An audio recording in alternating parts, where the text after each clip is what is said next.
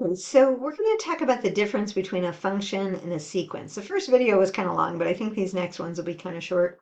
So consider this right here. So you have a set, this is set notation of b sub n. And then here's how you're going to find those terms.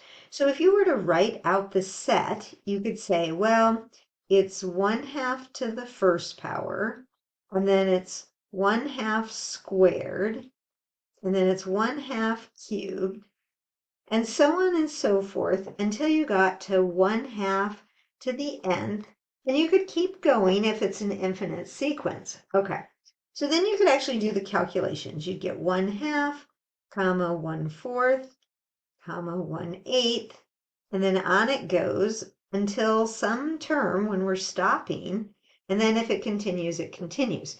That would be the set. That would be the elements in that set. You can put set notation if you want. Usually they don't put the set notation, but the sequence is represented just by those terms. Okay, now here's the difference. If I were to graph this function, okay, I could do like a little graph here. 1, 2, 3, 1, 2, 3, 4, something like that. And I would have a table of values, right? So I'd have x and f of x. We've worked with this all semester long. I could put in 1 and 2 and 3, right? And 4, something like that. And I would get 1, and then I'd have 1/2, and then I'd have 1/3, and then I'd have 1/4, according to this function that I have here. So 1, 1, that'd be right there. And then, let's see, 2 would be 1/2, and then 3 would be 1/3, and it'd be going like this. And then if I want to put in 1/2, I could, I would get 2. And I start to get this curve like this. And that's what I do when I graph it, when I'm graphing the function. I'm saying, well, sorry about that. That's not a very good graph. But we're saying the graph, the domain is all real numbers, right? From 0 to infinity. The domain here is, you can't put in 0, so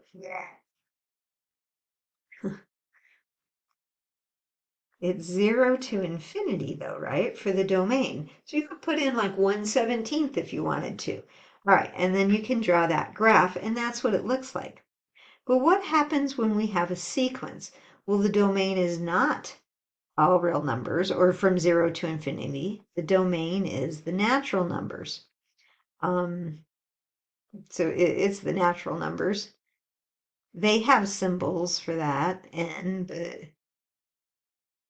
that's when we're talking about different sets of numbers, but you could just list it. You can have n be, the domain is 1, 2, 3, like that, right? We talked about that in the last video, but you have to have which term it is, the first term, the second term, the third term. You can't have like one term 1.5 or something like that.